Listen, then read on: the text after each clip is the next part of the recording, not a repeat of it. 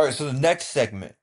This is a fun one that I've been waiting to do because the dominoes are really starting to fall. I'm gonna predict some head coaches where they land. This is straight predictions. Don't know any facts or any truth to this. This is just me predicting this. So we're gonna start with LSU. I think LSU goes out and gets Lane Kiffin.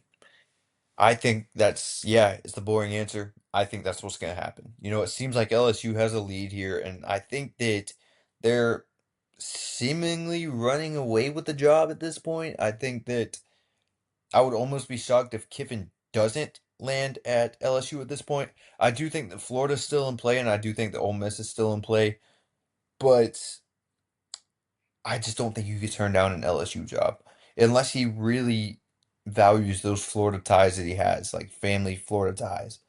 I don't know. I think Kiffin ends up at LSU. Not going to go too in depth on that one because everybody already knows this whole situation. So let's say Kiffin goes to LSU. Where does Florida go? If Kiffin goes to LSU, I know you've heard this name a lot. I think Florida just pivots straight to Jedd Fisch. There are some names out there, such as Lincoln Riley. When Lincoln Riley has doubled down already on wanting to stay at USC, there are some other names as well. Clark Lee could be one.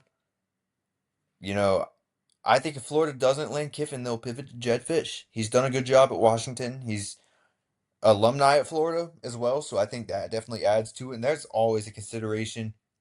Um, there have been talks of him wanting a way out of Washington. Don't know how much truth there is to that, but I've seen multiple reports about that.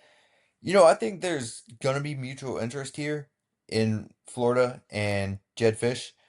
If I were Florida, I would pivot straight to Kenny Dillingham. I think that he's probably the next hottest coach on the market outside of Lane Kiffin, in my opinion. And I don't think we were really thinking this a few weeks ago. He's shown these past few weeks just how elite of a coach he is. Your star quarterback, Sam Levitt, he gets hurt.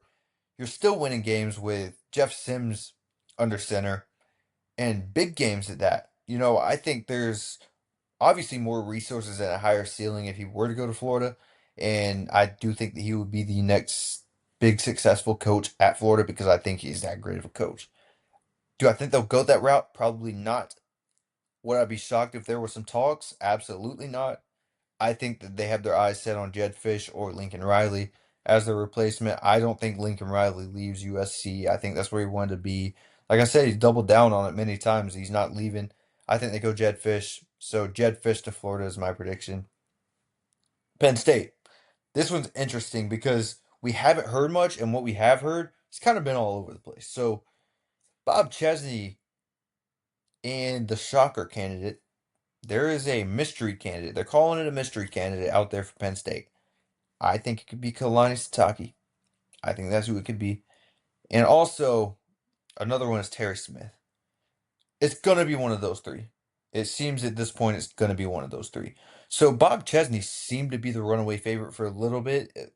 But these last few days, we've been hearing about this mystery name that seems like a big target for Penn State.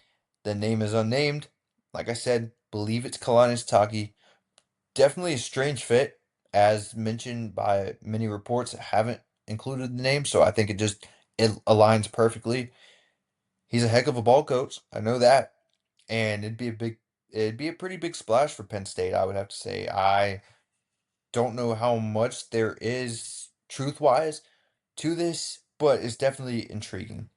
Terry Smith, he's another one that the players have really rallied around as of late. He came in as the intern head coach after the James Franklin firing, almost beat Iowa, doing all this with a backup quarterback, by the way, who has looked pretty solid down the stretch. Ethan Gruckmeyer looked a little shaky at first. He's really starting to pick it up and like show real potential. So definitely intriguing there. But anyways, Terry Smith, like I said, came in, almost beat Iowa, beat Michigan State, destroyed Nebraska. Things are going good around there. It's on the uprise. But do you really do you take a risk like that because you've seen such a small sample size? Yeah, the players rally around him. Fans like him, players like him. Can he recruit? Probably. He's making a name for himself, and I mean, this is his head coaching interview, pretty much. Coaching these last few games, that's been his head coaching interview. He's killed it. He has absolutely killed it. But if I were, if I were Penn State, I'd definitely dial up the phone and call Kalani Sitake and see what's up over there. There's still some talks about Kalen DeBoer. Don't think that's happening. Kind of depends on what happens with the Auburn game. According to what I've heard, I don't know. I don't know. If I had to predict the head coach right now, I'd say it's going to be Bob Chesney. I think they'll hire Bob Chesney and they'll keep Terry Smith on the staff. And if they do that, I think you have something cooking there. Make Terry Smith like the general manager or something. Hire Bob Chesney to come in, develop these players, recruit. He'll probably bring in some of his guys from James Madison that made that team so good, just like Kurt Cignetti did at Indiana. If you look back at what Cignetti did at Indiana when he came from James Madison, he brought over a lot of his guys, not the whole team, but the guys that he thought could make a difference at that higher level outside of the group of five. And they went to the college football playoffs. I think Bob Chesney would probably take the same route. And Chesney's another guy, kind of like Cignetti. He's been the D2 route, he's been the FCS route, he's been the group of five route, and he's succeeded at every single level. So I do think that is a big factor in hiring a group of five coach as well. And it usually translates. If you've succeeded everywhere so far, I think you're most likely gonna move up and succeed again, even if it is a jump from the Group 5 to the Big Ten. I think that Bob Chesney is a good hire. I don't know why some of the fan base is so against it. If I were Penn State, like I said, I'd call Kalani Sitake first, make him say no. If he says no, hire Bob Chesney, keep Terry Smith there. I think you got something cooking there. So the next one is Auburn. I think they just go straight up John Summerall. His wife is a Auburn alumni. They seem to be fully dialed in on Summerall at this point already. I expect an announcement coming really soon, really anytime. Could be tomorrow, could be today. We don't know. Could be Saturday, Sunday. I don't know. But at this point, I'd be pretty shocked if it's not Summerall. But I am very intrigued to see what happens if the Ole Miss job does open before they come to an agreement. Summerall and Auburn, that is, because he has deep Ole Miss ties. I wouldn't be shocked if that could be what's holding this up right now. Why Summerall hasn't officially signed with Auburn? Maybe he has, and we just don't know. But I wouldn't be shocked if he's waiting out to see what's going on with this Ole Miss job. Don't know. Just my guess. But I'm taking John Summerall here. Next one is the newest one, is Cal. So California fired Justin Wilcox like 2 days ago. And the first name, another one, as soon as the Cal job opened, Tosh Lapoy jumped off immediately. He was named the favorite. And right now, it seems like this coach or this search is, yeah, they're early on in the search. Seems like it's Tosh Lapoy's to lose, like from the get go. Tosh Lapoy, the defensive coordinator at Oregon, by the way. I think that's who it is. It's plain and simple there. The next one is UCLA. UCLA is one that I've had trouble reading, and I think everybody's had trouble reading. I think there's a few names, but there is one name that's emerged down the stretch, like as of late, and this is another one. Like I expect to hear announcements from all of these schools within the next week or two.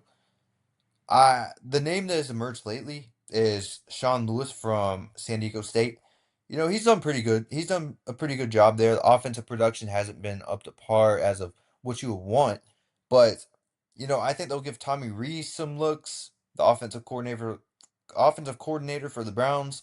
He has some UCLA ties. He did a good job at Notre Dame as the coordinator, so I think they'll give him a look. Bob Chesney is another one.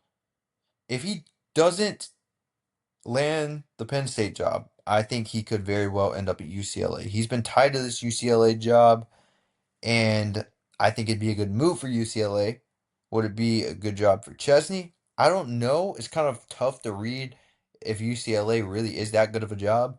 They are about to start playing games in SoFi. I would prefer him to keep it at the Rose Bowl, but I don't know. I don't know what's going on with that. But if I had to make a pick right now, I'd say Sean Lewis is the guy, just based off of recent activity, the rising of his name in this coaching search.